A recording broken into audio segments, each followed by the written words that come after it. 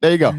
Story time. So, got the good event coming up this weekend at the Story household at the Story Chateau. Absolutely. Good hibachi night. Yeah, I So, love it. I'm going through the fact of cleaning up the house, deep cleaning certain things. So I'm down in the basement, getting things together. Right. Get to the bathroom area, getting everything together there, taking the mats out. And all of a sudden, I thought I saw like a scrunchie. So I was like, okay, maybe it's one of Drea's joints, or maybe one of the times when Layla, Dana's daughter, stays down here. Maybe it was left behind.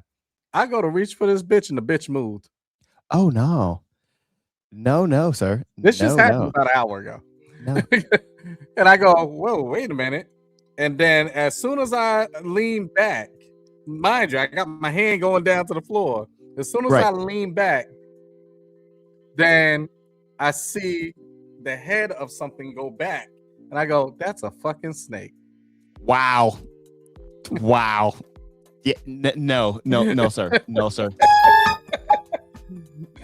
The worst nightmare, and I don't know why I have these thoughts. The worst nightmare is specifically this: sitting on a toilet and something coming through. Oh, no, there's no way sir. to defend yourself. There is absolutely no way to defend yourself. Did you tell Andrea about this snake? Oh, she was on like a school chat thing with Cam, and I'm trying to call up to them to grab me something because I didn't want to go upstairs and then lose the snake. I didn't know where it's at. Now, let me put it in context here. It's a small snake. It's like garter snake or something like that. Wait, you only got a couple. Ring neck snake. Hold on, let me look this up because I don't. It has one ring around the neck, and it could be anywhere. It grows to about, I want to say 12 to 15 inches, so it's small, and real skinny. But this was like in the baby form, like somebody left him behind type joint, or he got lost and went through a pipe or something. See it? Okay, I see it. Yep, okay. Yep. Okay. So I'm trying to pick the joint up. The joint going here, going there. I said, Cam, I'm sorry, man. I might have to kill this one. And finally we were able to get it. I brought it out to the back and threw it into the woods. But man, it was right. Where I got my floor mat right in front of the sink downstairs in the basement, John. Yep. It was right underneath that. So when I moved that joint, it was just sitting there. So and like I said, it was so still because I'm probably scared of shit. It was so still that I thought it was like something to just pick up. So crazy, pretty much what you're saying is I just got to make sure that I watch out for where I'm at your house. Fair. Bro. I was like, this is crazy. Fair. Now, for all of our listeners, because yes, we're going to keep all of this because technical issues and all. So not to put my brother on blast, but Storyteller has a pretty substantial size home. So the fact if he found one small one there, I wonder. I will tell you this. I went through every nook and cranny, even the storage room of the basement. Every nook and cranny. All right. Cam over there looking it up. Oh, but Dad is non-venomous. That ain't the point. It's not. That ain't the point, buddy. Some people don't like dogs. I know they fluffy. A lot of people don't like snakes. I understand. I understand. Not the point. So I said, this is my domain. I spend 75 to 80% of my time. Yes. In this household. So where do you draw the line when it comes to to animals and stuff? What I mean by this, so when we were down in Disney and we went to Animal Kingdom and they have all the signs, make a habitat for different creatures and stuff like that. And I'm like, I get it. But, some of these habitats, especially when it's outside, you may get butterflies, you may get frogs, you may get something, you may even get snakes. But you're also going to have things like spiders, stuff like that. Where do we draw the line where we like, fuck them habitats and these creatures? I know we're all in one big happy planet, but it's certain things I'm just not rocking with. Like, I'm like mosquitoes. Like, I saw this thing the other day, and it was talking about a mosquito. And one, when a mosquito bites you, it's not with just one thing. It's 6 different appendages. Like it has like a pincher there that holds like the womb open and it cuts you there. And it has one tube in there that injects saliva in there. So when they're taking your blood out, it doesn't clot. So the reaction that you're having on there is not from the bite. It's actually from the mosquito saliva that, that they're putting in you. And on top of that, they're all female. No male mosquitoes bite you. So I'm looking at all this or whatever, and I'm like, and then they do all this so they can like feed their eggs and stuff like that. But we also know that mosquitoes have also been involved with, transmitted things like AIDS and shit like that, apparently, as they say in Africa. Yeah, like the viruses and stuff like that. So question, so where do we draw the line when it comes to like, respecting creatures? Because well, they're drawing the line themselves. I kind of didn't catch the beginning of that conversation, but I don't know if it stemmed from this. In the DMV, they just released a bunch of mosquitoes out to the general public in DC, Maryland, and Virginia. Yes. And they released, like you just said, the male ones, because the male ones will actually take out the I guess female the eggs. Well, the eggs, so more won't be populated. Right. In whatever way. So I was like, wow, that's crazy. Because first when I heard it, I was like, y'all releasing more mosquitoes. Like, wait a minute. But they're like, no, male mosquitoes don't bite. Yeah, I got bit by a fucking mosquito today, and I know it was a woman. That was some bullshit. Like I know that fact. This is some, you know what? Let's get the show started now, because finally, we didn't got everything going. And before I get myself in trouble, I'm just gonna go ahead and start the show. He's about to say I'm about to smack up.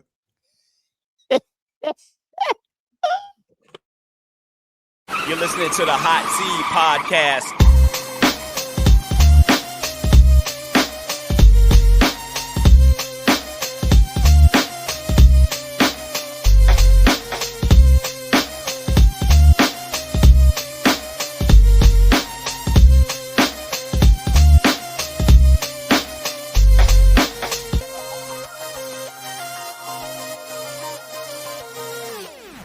The Hot Seed.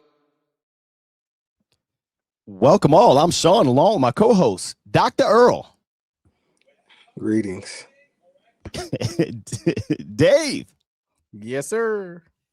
And you guys know what it is. We're just dads with mics, gamers with headsets, and a whole lot of unfiltered conversation. As always, make sure you follow us on Instagram and Facebook at the Hot Seed Podcast. Be sure to listen, like, rate, review, share, and most importantly, enjoy on Apple Podcasts, Spotify Podcasts, or wherever you get your favorite shows. And if you choose to watch us on YouTube, make sure to like and subscribe on YouTube, share as well. And we appreciate you. It is on the way that the show continues to grow 5 years later and a couple of months off. We do apologize, guys. We're back again, man, for another episode 177 of the Hot Seat Podcast. And again, we apologize for our time off. We were just off. That's all I got. That's it. I got, and of course, the podcast is powered by our partner who's still with us. Thank you guys. This is what DUBBY Energy, man. So DUBBY Energy, like I said earlier in the show when we were going through all our technical aspects, DUBBY Energy, best tasting, no sugar, means no jitters, means that you're able to pod longer, work out longer. Whatever you do is longer. Oh, I just need to pick me up. There you go. Listen, to feed right into that. I know we've been out for a minute, but working out the other day, threw back some DUBBY, bro. Yeah. Thank you. I'm glad. So which flavor did you get? Which flavor did you get? I don't know. I think it was dragon fruit or something. Okay. Like okay. Yeah. It's like, I think it's the same one I got. Okay. Yeah. That's the one I had. It was good. Good stuff. Yeah, good. See, there you go. But it was cranking. And normally, Earl and I were having a conversation. I don't like a lot of those energy drinks because, like you said, it'll build you up to knock your behind right back on down real quick. And I didn't feel that way with that one. Like that's one thing I didn't feel it with the DUBBY. I used to do the 5-hour energies and all the other stuff there. No, they're not sponsored for us, but the DUBBY has been really, really good. So I do like it. To your point, I was working out the other day. I was doing my calisthenics. And man, oh man, just like the being off for a while doing the pod, I was off for a while doing any type of working out. playing golf does not count. When you actually going in and trying to do an ab workout, brother, things hurt. And not even the abs. The stuff that's trying to hold you up. I was doing like the leg lifts, you got your hands underneath like your lower back, and just not, you build up a callus when you do things like that. And I used to do it, military workouts, pretty much what I'm doing. It don't feel the same, buddy. It does not feel the same. And, I felt a little bit better ab wise, and that's a daily thing, but like just, planking and all the other stuff, my elbows are sore. All that hurts, buddy. The craziest thing now, when you could tell that you've gotten older, is I sit back and I watch videos all day about how to properly do the shit that we did the wrong way all our lives. Everything down to a push-up, bro. Oh no, keep them elbows tucked. Don't have them playing out. Don't make sure you're bringing your chest, all that type of stuff. A pull-up. Yeah. No, you're not just pulling up by the arms. You're actually leaning back and then sticking your chest up. Everybody's thinking about pulling their neck up to the bar. No, you're trying to pull your chest up to and I'm like, what the hell was I doing as a kid? Man, listen. Scratching and surviving. Man, stuff be popping now. Like I was trying to just do like a little. Y'all remember the V-sit when we were in elementary school? Yeah. Bro, you try to do that shit now? Nah. My lower back V-sit. So the V-sit. So yeah, you lays out and then you try to see how far you can go. My lower back don't operate like that no more. Yeah. Nah. But you got to stretch though. You got to stretch. I'm gonna tell you right now. I was born in the 70s. Bro, you gotta stretch. You gotta stretch, man. You gotta do all part of the what was that presidential work? That presidential jump. Yep, that's exact. Yep. V-sit, the 1 mile run, all that. Oh man, another episode, man. Welcome back. Of course, we're Dads with Mics, games with headsets, a whole lot of unfiltered conversation. Let's get into some conversation, man. And there's no easy way to get into any of the stuff we're going to talk about tonight, but we're going to talk about a few fun things. But let's talk about the one that we discussed ourselves, and this is an ongoing story, and that being the one involving the young sir Nolan Wells, man.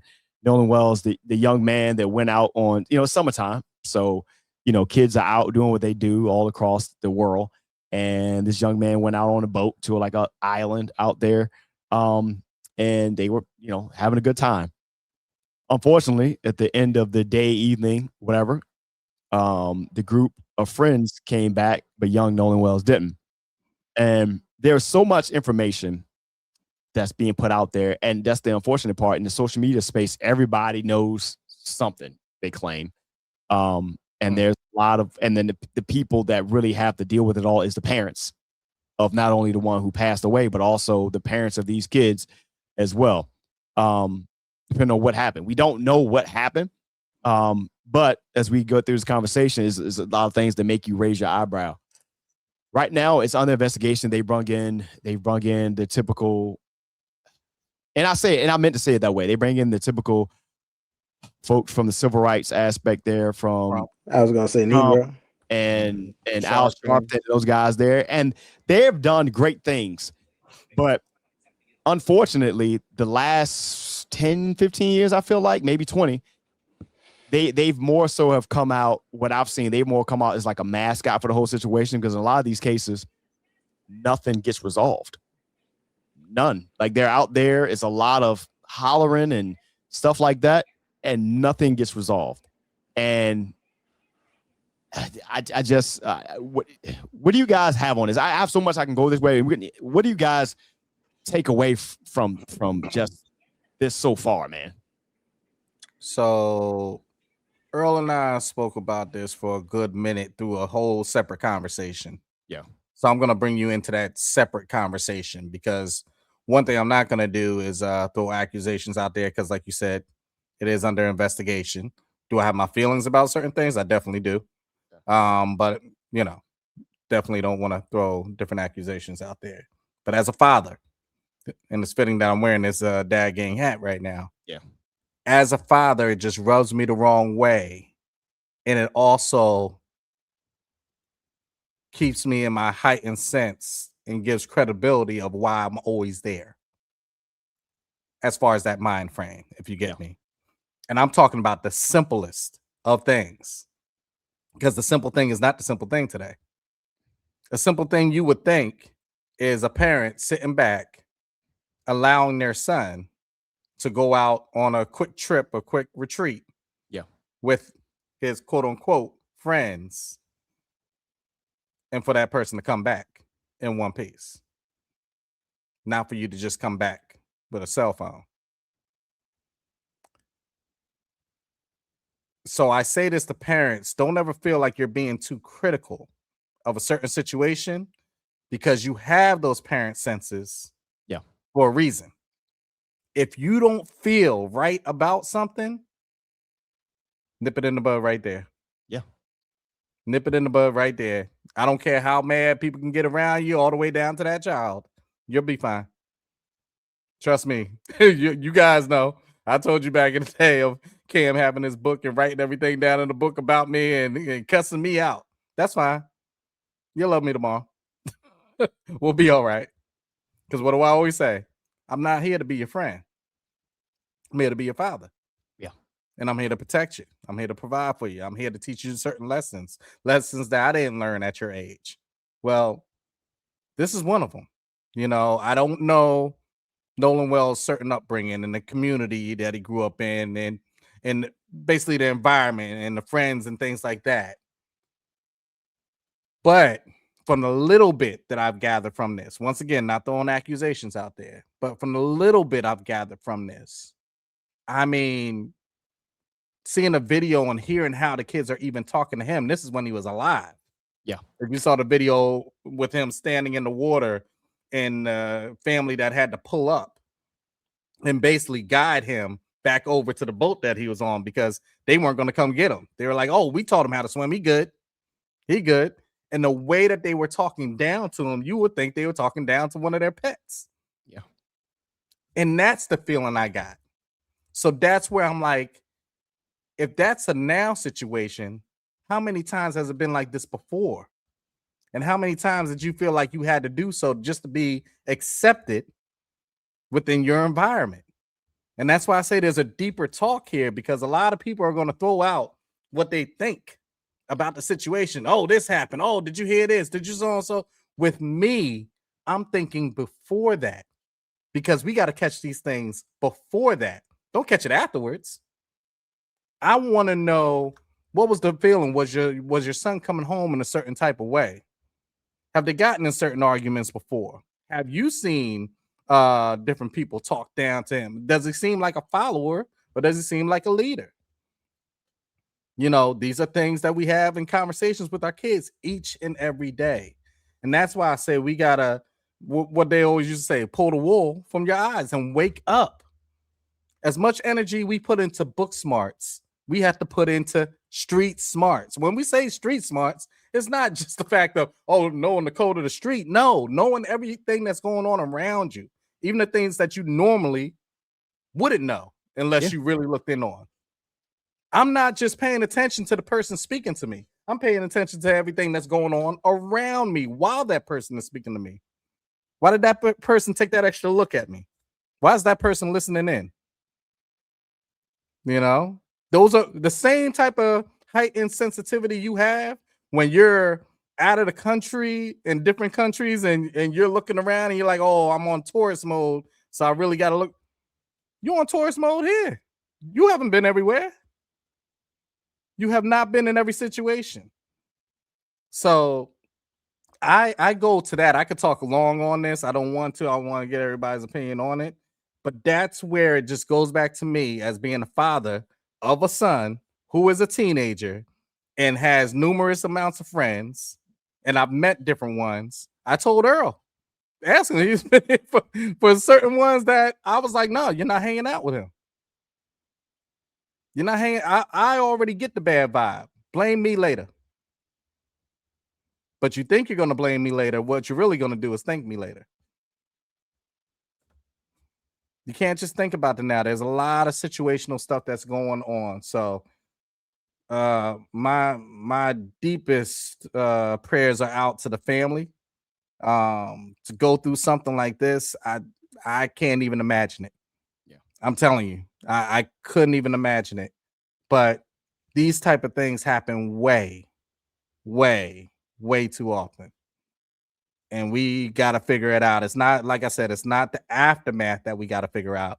We got to figure out how we don't even be in this situation at all. Yeah. So, but I'll pass it off to y'all. What you got, Earl? Yeah, I agree. I mean, like I said, I asked so many questions about like, well, why, like Jada Kids, why, why was you out there, or who was you with? What teenager leaves his phone, Earl? Nobody. Yeah. Nobody. These kids go hard body karate when you tell them to put their phones away. So you think, I mean, to the point even the parents are sitting up there arguing with teachers about, no, they need to have their phone, so I can only imagine. But I guess my biggest thing, I mean, I concur with knowing your surroundings and who you with, and even if you grow up with these people, I don't want to bring race into it, but unfortunately, it's a thing that plays in the equation. It plays a factor. It plays a factor. It's because if it was the other way around, there'll be no question. Exactly. So race is a part of it, no matter what. And then it's just like certain things. It's certain things like it's an inside culture joke, but it's just certain things that we just don't do. Or we're gonna ask questions and be like, well, who you? No. No. You may not be able to explain the situation because it's a touchy situation, but you just have to go ahead and just as a parent and say no. We'll talk about it later, but you're not going. Yeah, I know Johnny and yeah, y'all played on the same baseball team, football team. I don't know who else out there, and quite frankly, you the only one? No. Yeah. No. And y'all in the water in the middle? No. It is it's hard to look at this situation in so many situations to Dave's point and not talk about the race aspect to it. You often hear from different people, whether it's people in our own communities or people outside our communities, who are like, you guys are pulling the race card. Thing is, over the last, unfortunately, is it coincidence? I don't know. Over the last 10 decades, some change, because of certain ways that the United States specifically is operating under certain leadership. A lot of things have come out of people that has always been there, and it has been covered in a way where, let's call it what it is, stuff has just been swept under the rug. Kendrick Johnson. Y'all know who that is? That was the young man that was found dead in the gym, rolled up in a mat. That they said that he accidentally fell in there and suffocated. Okay. They investigated. They said they couldn't find anything about FOP. It was the whole thing. Yeah, I think Ben Crump and them that came out for that one too. Tamala Holsford, remember them? That was a 40-year-old lady that went to the sleepover with the moms where they were watching football or whatever the case may be, playing Cards Against Humanity. And allegedly she woke up at 2 a.m. and she fell to her death from a 14-foot patio. And when they found her in there, she had a broken neck, but she also had a lacerated heart and some other stuff in there, which a lot of stuff points to the fact that she was actually beaten, but we don't know. The young man, I can't say his first name, but he goes by Trey. I forget his last name. Was the young man they found down in Delta State, hanging from a tree. Yep. And that's in 2025. Recently, there was a young man, I believe, Julian, I think it was, hanging outside of a tree near a church in North Carolina. The thing in common is these are all Black people. And outside of Julian, we found out that all the other incidents were they were with Caucasians, white people at first, people that they were cool with. And something accidentally happened.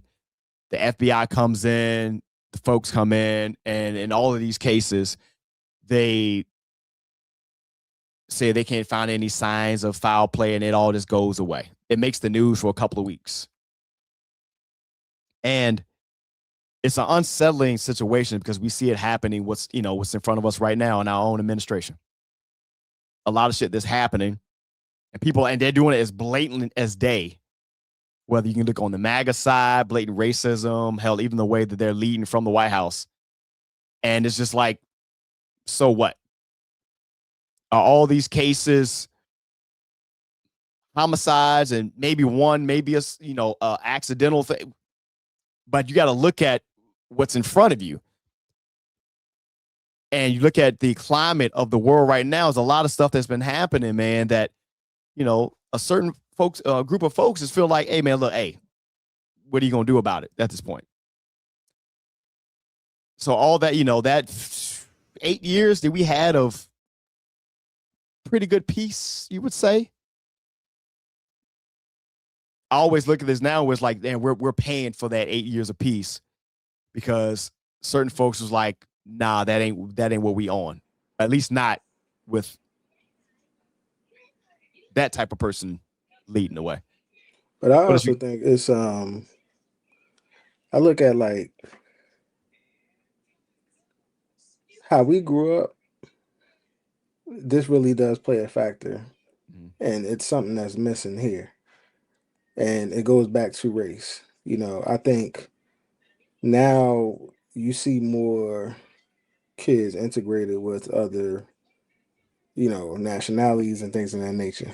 Yeah. But I also feel like a lot of our kids, not more so them, but a lot of our kids, they don't understand, and it's not being taught the historical context. Mm-hmm. And why you need to know the historical context, because that plays into, your surroundings, and you're like Dave said, your street smarts. Like, don't be ignorant to the fact of, don't be ignorant to the fact that, people or times have progressed. You know what I'm saying? You still got to be cognizant of the surroundings, but I feel like, and I'm not going to blame the kids too much. I blame the school systems, but I also blame the household, because again, you got to have those conversations with your kid. You could live in the suburbs, you could live predominantly where you are the minority and things of that nature, and you have, friends that don't look like you, but at the end of the day, you are still this social construct. So at the end of the day, it's like you still got to be aware of how you're going to be treated, not in that friend group because they don't see that, but how you're going to be viewed and treated in the public. I think people are so sheltered in their own little world that they forget it's a whole big other world that you got to prepare yourself for. That's the same thing with, with black folks that grew up in black neighborhoods, right? I see it all the time with some of these kids, and which is why it's hard for them to transition when they go to college. Mm-hmm. When they go to college, in a lot of cases, like, there need to be a case study on that, but this is the first time that they have actually really been the minority. Yeah. You hear about it, but actually being it, you wasn't a minority coming up in your school unless you went to like a prep or a private school, so for the most part, you actually been the majority. But now when you go to college, you really get a sense of what the real world is like and what you about to, walk into. So again, it's like you don't have that practice. You ain't built up that callus to know how to maneuver with all of that. And I think like that's one of the pieces that's missing. Well, the other part that's missing, like I said, I don't want to spend too long on it, but you were hitting it as far as there is no street smarts because the kids ain't in the streets. Let's think about it. Let's just call it what it is. These kids are on the video game, on computers, on their phone, and all that type of stuff. They don't understand a situation because they've never been in it. But they can tell you about somebody else's situation because they probably watched it on YouTube. You get what I mean? So it's very weird. It's a different time, and that's the only thing I can really say about it. And I'm not putting it on all parents out there because, hey, I'm in the same struggle. If my son had one thing to pick out, hell, right now in the summertime, what are he doing? Minecraft on the computer, on his phone, working on different things that he is preparing for school. But, you know, with me, summertime hit, and I lived in the community that we're in right now, I'm at the park every day. Every day. I had my Nintendo, I had my Genesis and all that type of stuff.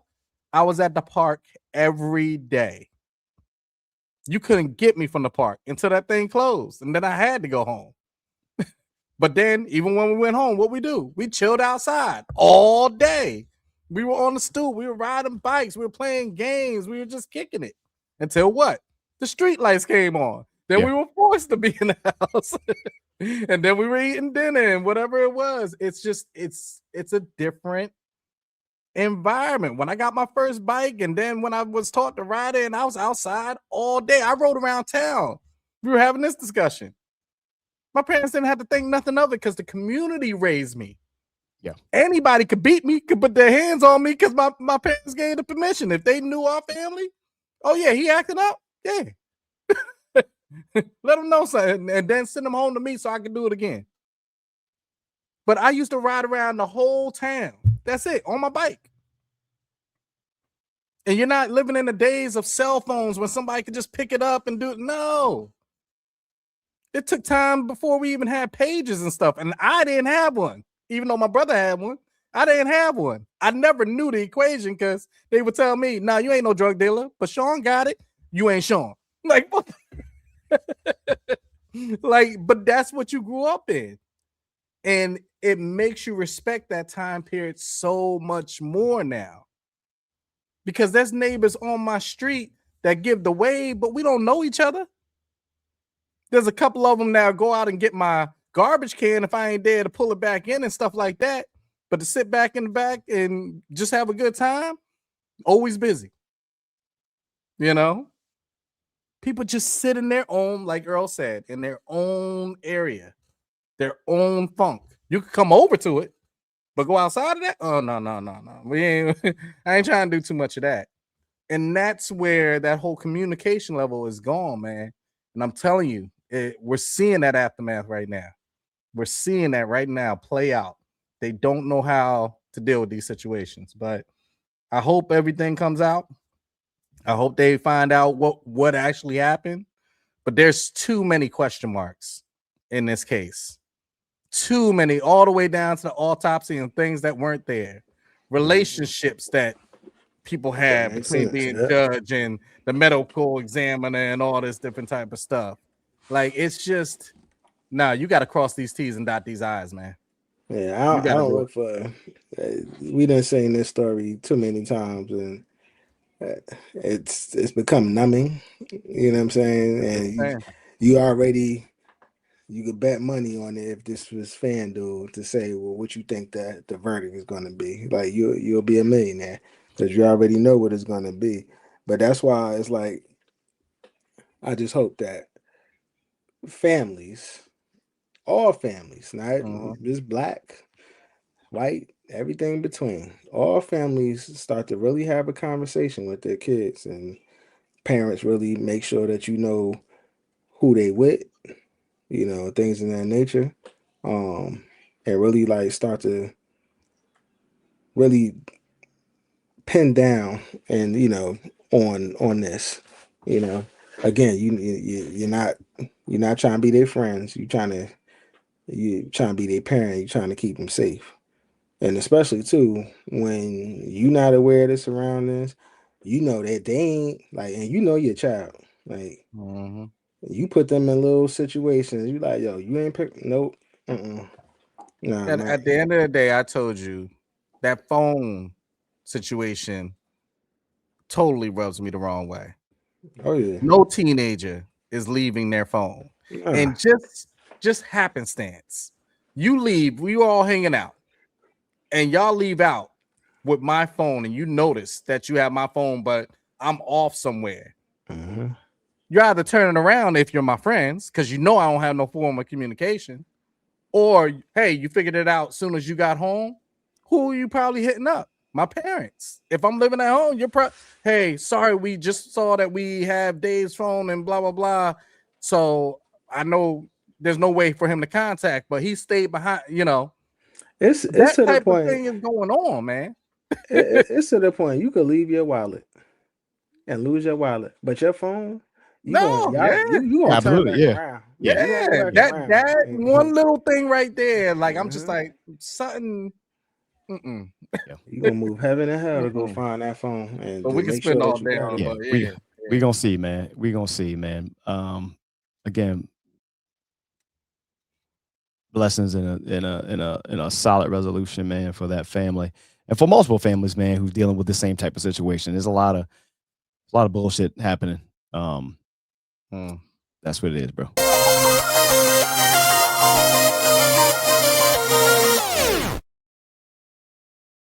It's the Hot Seat Podcast with your boy Shawn Xavien, Dr. Earl, storyteller. A lot going on, a lot of real world stuff going on, man. One that had social media on fire and is still kind of there right now. There's been a little aftermath on it, and that being one of none other than Ryan Clark being dismissed from the worldwide sports leader ESPN, amongst layoffs that broke out from there. But it wasn't the fact that he was laid off; it was the way that he was actually let go. It happened during an actual segment of NFL Live during a commercial break. Narratives got put out, and they pretty much put it off and say, hey, they got laid off, and Ryan told his truth, and it's like, they let me go. They let me go during the commercial.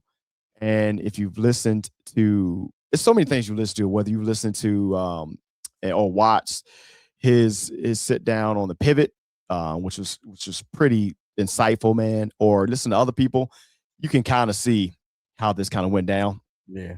And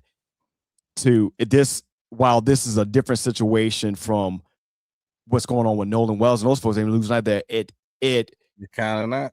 It's the same thing when it comes to how Black people are actually judged and held accountable. Before you get into the Ryan Clark part, I just wanted to point this out, and you can make your argument here. Kyle Shanahan, coach of the San Francisco 49ers, was in a car accident, and he suffered some pretty severe injuries, broken ribs, broken nose, a couple other things. We found out about this on Sunday. That was not the day of the crash. No. The actual accident had happened almost 2 weeks prior. Yeah. In San Francisco, to probably one of the most famous people in San Francisco. ESPN, TMZ, Fox Sports, Yahoo, Outkick, who had the story on Ryan Clark. Nobody said a peep about that. And he just had an interview the other day saying it was his fault because it was a young lady that he hit, over case 21-year-old young lady.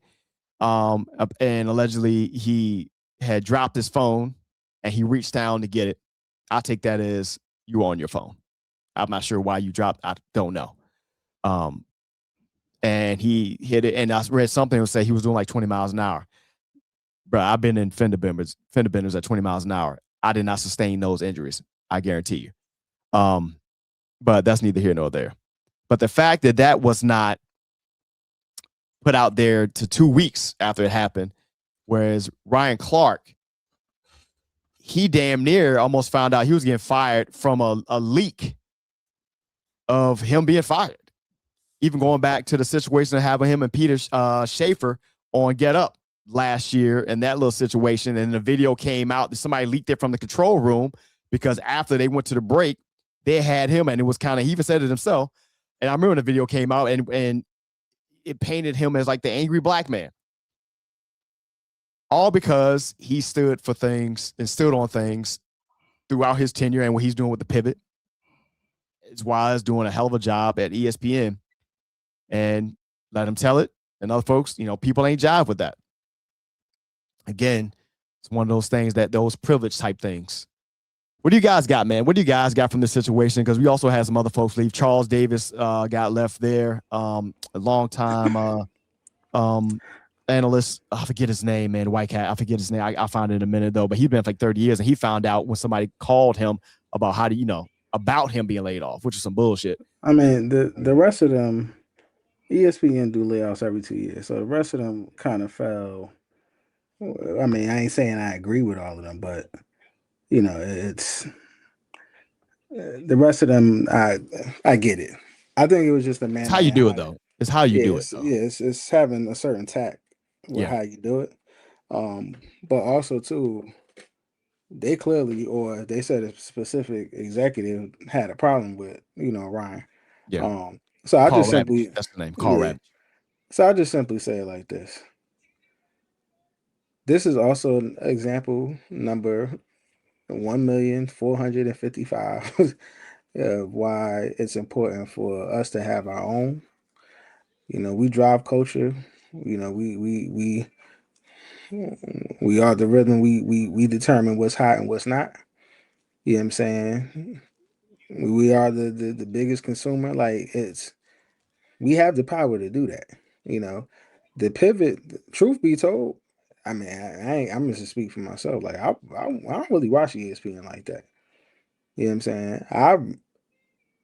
I watch more like, I do Shannon Sharp, even though he not really sports. It's just more so he talk, with guests. But I love the pivot.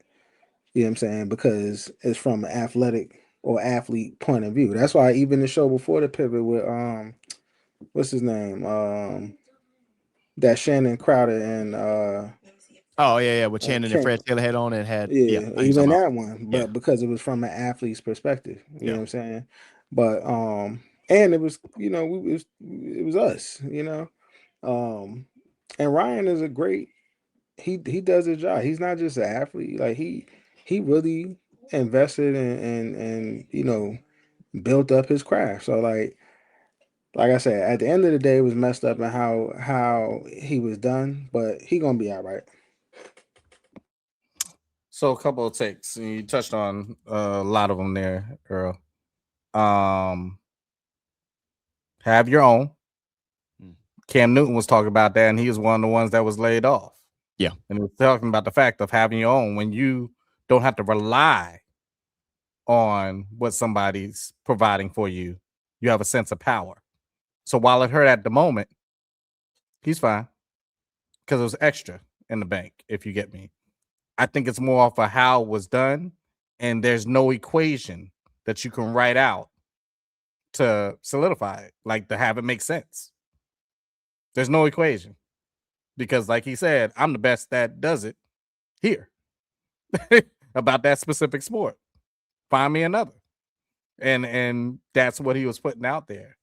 And everywhere he went, the ratings went up. So it's not even a numbers thing. Yeah. So that's out the window. The other thing that he said on the pivot when he was getting interviewed the other day, one of the biggest parts to me was his conversation that he shared about with Jeremy Lin. Yeah. If you caught that part. Mm-hmm. And Jeremy Lin was just coming on through ESPN and, trying to figure out where to go, what to do, and all these things. And Ryan Clark basically said to him, look, and this is after everything was already written with Ryan, because Stephen A and a couple other people were already in Ryan's ear like, yeah, we feel like this may be coming down the pipelines because of this specific person's hatred for you. Yeah. But he had said to Jeremy Lin's thinking that, oh, he's going to give me this nugget. He's going to give me this. He's going to tell me to do this. He was like, basically build your relationships, man. It ain't even about the craft. Like you'll get the craft stuff just by doing it over and over again. Build your relationships. Because you got to have somebody fighting for you when you're not in the room. And that's one of the realest statements. Forget ESPN, period, in life. We all work. We all got jobs. We all got different things that we do. But certain rooms we're not in at all times. So who's speaking for you? Yeah. Who's vouching when your name comes up and it's not spoken about in the right way? Who's that person that's like, what? Who are you talking about, Earl? You talking about Shawn? Shawn, what? Come on now.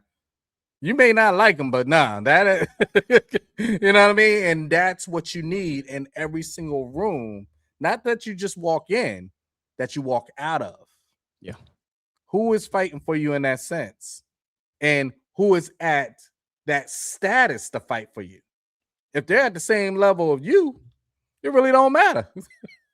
You get what I mean? It's the people, what we always talk about within business. I don't want to be the smartest person in the room all the time. Yeah. I want to be surrounded by the smartest people. Because if I'm the smartest person and always giving my nuggets, who am I learning off of? Where am I growing? Where am I building? And things like that. So, yeah, surround yourself with people that you love and stuff like that. And that's great. And that you have, tenure with, and you can go back but you also got to surround yourself with people that are going to challenge you. You're going to have to surround yourself with people that aren't just the yes people, the people that are going to whisper that one thing in your ear that is like, man, I really didn't want to hear that. But hey, I'm just being honest with you. You got to do that. And relationship building is key. And I think he really learned it from this situation. So while I definitely don't agree with the situation at all, wholeheartedly do not agree. There's nothing that's going to make sense about why you did it. Even all the way down to money, because what you're about to pay Pat McAfee is, yeah, I mean, come on. You could have had him there. But I think the lesson comes after the lesson, if you get me. Yeah. That's where it's really at. And I think he got it, because when he said that on the pivot, I was like, you understand now. Yeah. But I will say this in closing. Mm-hmm. Don't compromise who you are to fit in.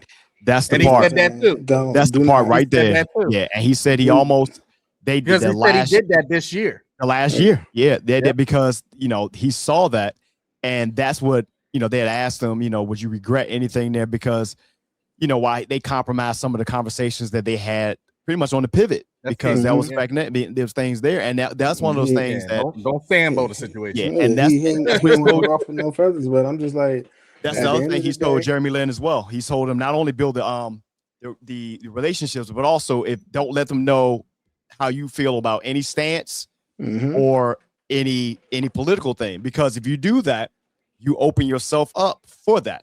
So you pretty much just plan, and that's the hard part when you're trying to ascend. Because there's things that you want to be your true self. It's like we all have morals, but call it what it is though. If you see some fuck shit, you're gonna be like, you want to call it out, but you also know it's at the expense of what you're trying to get to. Like free speech, yeah, it's free, but there's a tax on free speech. You got to pay that tax on it, and it sucks.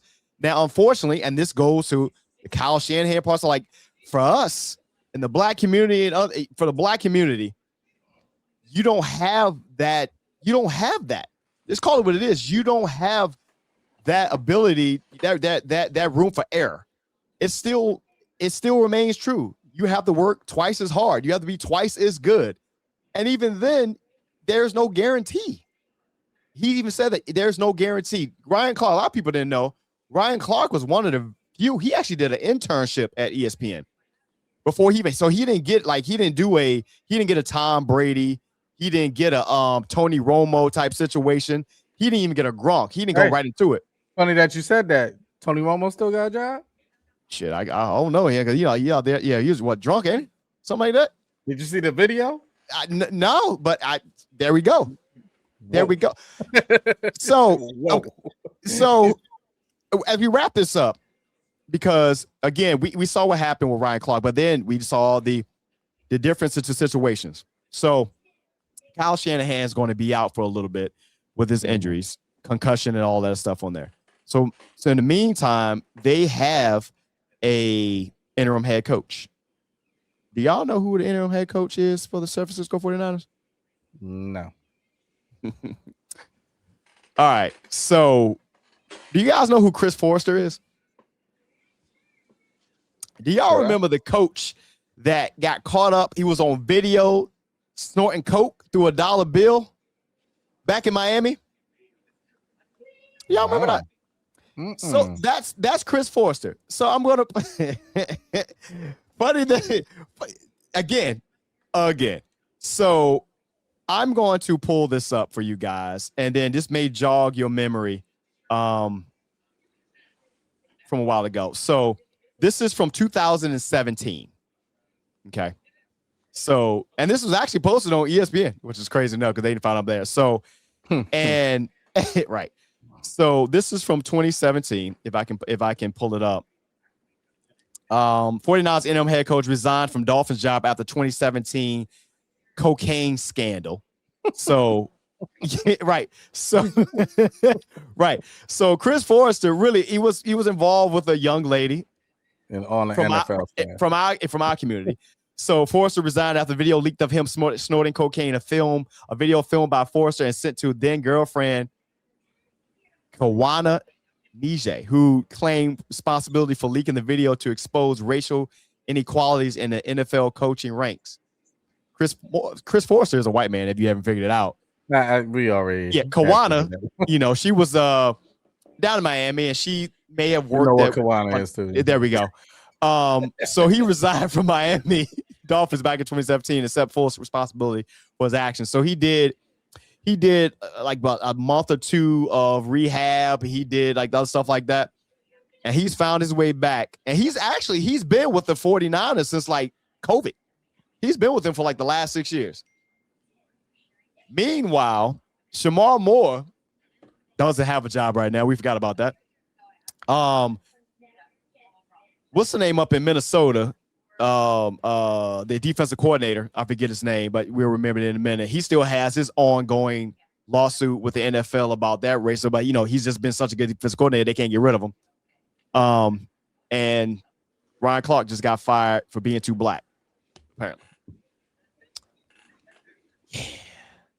That's all I got for you guys, man. Let's move on to some. Listen, just real quick.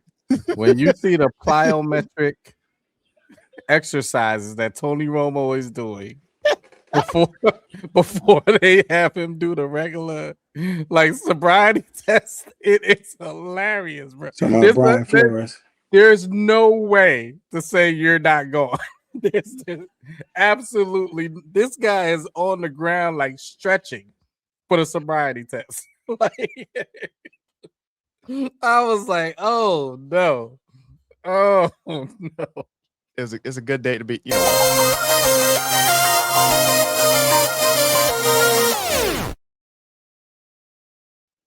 The Hot Seat Podcast, your boy Shawn, Dr. Earl, storyteller. Let's get into some fun stuff, man. This podcast is built off of video games and all that other shenanigans, but these real conversations that we have with you guys right now. So let's have a real conversation. Earl, you can still be a part of this, I promise. It'll be quick. Comic-Con 2026 went down in San Diego over the last week or so. And it's probably arguably one of the biggest Comic-Cons as far as happenings and news since Endgame. So we're talking about 10 years now? So much came out of that Comic-Con, man, from on the Marvel side, from them having, of course, Ryan Reynolds showing up in the great right Deadpool suit. Walking around all day. That's dope. Yeah, taking photos and stuff with fans. That was cool.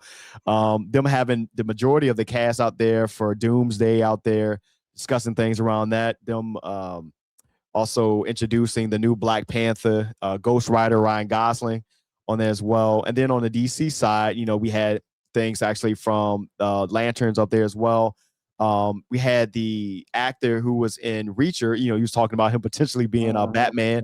That was pretty cool, man. There's a lot of other things on there. Again, me and Dave, we gave up our hopes of going to Comic-Con a long time ago. We might get back there. Go to San Diego at the time of Comic-Con. Right. But I mean, it's there. Comic-Con, man, is dope because it still keeps a part of the energy and the kid-like things alive. Comics and all. It's more than just what we talk about. It's more than just that. Those are the highlights of Hall H. But I enjoy still watching it and seeing like these things there because right now a lot of these companies, whether it's Marvel and DC, Marvel specifically, their success is hinged to us. I know there's a lot of young people there, but we are the generation that built, as far as fans, the Marvel. We're talking about from 2000 and what's that? 2006. I'm trying to figure out when Blade came out. Might have been in there all the way through to that, through the whole Infinity Saga. That's us. That is us. Our dollars gave them those billions of dollars, man, and they're hanging on to us because the young folks, they're there, but they just don't have that same type of buying power. One, they might be borrowing from us, and two, they're just not invested because they got so much going on. But what was anything that you took away from Comic-Con specifically? That they still got me. That's the biggest thing. I mean, they still got me, man. You know, I'm particularly Marvel more than anything. Yeah. And just the things that they were announcing, it's a never-ending story, and it could really be that way as long as you play the field right. Yeah. Just like you were talking about our generation. After all this is said and done, then they'll start up and bring the same characters back with new people that the younger crowd loves. Yeah. And then we'll be comparing it. And then there's nothing more fun when you can have a conversation with your young ones about stuff that you grew up on. Think about that. Play that first video game with them of something that you played as a kid. All the Mario Brothers and things like that. When you can sit back and look at a comic that you read as a kid or being portrayed on the screen. When you can listen to music, and the music is using sample something from what you grew up as a kid. That's where we're at now. We're the person that's be like, what you listening to, that boom to boom? That's us now. We just call it mumble. But I say that because for all these different age of people being in the same room and having that same love and craze for something, that's what Comic-Con is. Everything is silent and you're there for a common cause. It's the same thing that what the World Cup just did to the world. Yeah. All these people weren't soccer fans, watching it daily and things like that and knowing the players. But for a month, everything was shut down. And that's all you were thinking about. And that was it. And bars are full and all these different types. That's the feeling that you get from that weekend, a Comic-Con. Even when you're not there, you're on the internet like, did it happen yet? Okay, what did they show? Did anybody film it? What they gonna pop up there? You saw how excited I was when I told you, I got a glimpse on the Doomsday thing that we weren't supposed to see. Oh, and wait till you see Doom. I was excited as if I was in the audience. So, yeah, it just lets me know that thirst, that hunger is still there. I love it, man. Yeah. I love it. I will always be like that comic Marvel fan at heart. I'll always be that. So, yeah. I know Earl ain't got too much on Comic-Con, but I got something that you might gotta go see Spider-Man. You might like. You got to. So, I think all three of us were probably massive Transformer fans. I would say, yeah, maybe. Mm-hmm. So September, they are re-releasing a I guess they remastered.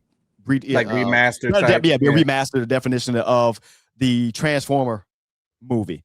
And I was watching the trailer, man, and I will be there in September to watch that. You know, I look emotional. And they added to it, by the way. Yes, and they got all of the same voice. I'm listening to Starscream, him talking, of course, Megatron and Optimus. They got the classic voices. But how excited are you? Earl? Are you gonna go see it in movies? I mean, you can remember the Transformers movie. Do you remember Transformers? Yeah. Okay. I mean, I like the Transformers movie. Yeah. I had Transformers when I was younger. All right. I ain't speaking my language. All right. I remember getting into an argument with my sister because she broke my Transformer. I think she broke my Optimus Prime. That ain't supposed to happen. That ain't supposed to happen at all. I was trying to break her. Yeah, that's when you just take all the heads off our Cabbage Patch Kids. You know what I'm saying? It came to fisticuffs, but it was my Optimus Cabbage Patch Kids. There you go. Yeah, she had to have Cabbage Patch Kids with the little straw hair or whatever. But I do have it. Take my toys, I'm gonna give them a fade. Will I go see it? I need to see the previews. But if it's anything like it's the same film. Yeah, I was about to say they added on to it, but it's the same. It's the same film. Yeah, but I want to know, like, is it the same characters? Yeah, and the same thing. It's the same film. Tyrese in it. Oh, no. We talking about that. No, man. You talking about the cartoon? We're out of here. We talking. Get up, B. You talking about you went from your childhood. That's why we thought you were in the right spot. And then you mentioned Tyrese. Oh, I didn't know. This moment. Know you was talking about the cartoon, or you was talking about the the original Transformer movie. Oh yeah, that's like saying G.I. Joe the movie. And if you go back to goddamn, we know what happened in that. It had all young black men, at least that I know, crying because Optimus died in that mofo. Yes, spoiler alert. Yes, but we know. Hey, ain't no spoilers out there. It's what? Did you just go Tyrese? I misunderstood. What was the girl's name? I forgot her name. What? That was also that. Oh yeah, I forget her face. The one with the face. Now she got the body that she to pay for. They got it. I forget her name. Megan Fox. Yeah. Since we're on it, I mean, has anybody else watched the Masters of the Universe new film? I am going to watch it because now it's out. Yep. I watched it. Okay. That's all we got. Everything that Jared Leto touches, everything that he touches. In any case, you want to know how funny your statement is right now? I just want you to Google Jared Leto for a second. I know. And, I know. That was very I know. I see what you're doing there. Yeah, I know everything they touches. I know. It pisses me off. You know, it pisses me off. Oh man. Anything else we got, man? Anything else we got? Currently right now we see that movie. It's called Children of Something. If it's Children of the Corn, you can miss me with that. I don't watch no film that got kids in it. No, it's not Children of the Corn. It's like basically like a Black pretty Panther much. Yeah, but pretty much like is it coming out in December? Is it come out in Christmas time or what? Or is it already out? Anthony Idris is in it, who they thought was gonna be Black Panther. Yeah, pretty much all of the people that play. If you saying Woman King, about half of those characters are in this movie. Viola. Is it already out or is it coming out? January. Yeah, it's coming out. Yeah. It's coming out in January. Interesting. You stupid. You saw what they did, motherfucker. Same winter break. Okay, it's same thing, but the same winter break. Yeah, that's right. Right now we are playing college football 2027. It is fantastic, and for the first time in history, and I had to go really think about my first time in history, we are all ranked in the top 5. I just lost to Ohio State. Damn it. I said good luck. So 2, 3, and 4 is what our ranking was prior to him playing Ohio State, who's number 1. No. When the week switched, I was number 1. Oh shit! And then they took you back. Okay, fair. I was 1. Ohio State was 2. You were 3. And Earl was 4. And Earl was 4. Damn. So now, but we spoke about it. The way I lost by a touchdown. Okay. I'm pretty sure I'm gonna fall back to either 2 or 3. Got you. So. Okay, it is what it is. All right. It's the game has been fantastic. Couple of glitches here and there. They're actively updating it. It has been fantastic, and we're not too far away. Not only from one more week left before Madden, but also one more week before football starts again. The Hall of Fame game is about a week away. So hide your kids, hide your wife. But this is a wrap because about February is gonna be, which I also know. Then about a couple of weeks that Direct TV or Sunday Ticket is about to bill me for whatever it is for Sunday Ticket. I know it's coming. I know it's there. We even played a damn game. Who playing the Hall of Fame game? I don't even know, but I know it's football. Doesn't even matter. I'll be watching it because it's football. It's gonna be Thursday night. We're gonna be watching some cats just trying to make the 4th team out there. It says Hall of Fame game. Cardinals and the Panthers. August 6th. Yeah. Cardinals and the Panthers. Yep. Yes. Shit, that is horrible. I mean, that game is gonna be horrible. Marvin Harrison Jr. looks like he's apparently allegedly dropping rock the hands. He need to go speak to his daddy. or does he just not want to catch the ball? Because we were watching him. He like them drop them joints on purpose. Like, get me out of here. We'll see. Of course, man, you can find us always on Xbox Live, man. Join us playing some college football. Madden be there soon, and then we're pre-ordering NBA 2K27 now, so you can find me on Xbox Live Sinai2X. Appreciate all of the weird messages I've got. Hey, you want to add me to a game? I guess. I don't know. I don't know you. Thanks for listening to the pod. But yeah, Sanaa 2X on Xbox. What you guys got, man? The Storyteller. Holla at me. If not, cool. What you got, Dr. Earl? I think it's NJ Fatboy 973. I forget. Yeah, it is. It has been that long. Of course, remember that like and subscribe on YouTube at the Hot Seat Podcast. Make sure you guys follow us on Instagram and Facebook at the Hot Seat Podcast. And again, shout out to our partner over there at DUBBY, man. Go ahead and put in the Hot Seat Podcast when you check out and get 10% off your order. No sugar means no jitters. That means no crash. That means it's good. DUBBY. Shebang. There we go, man. It's the Hot Seat, man. We'll catch you guys next time. Peace out.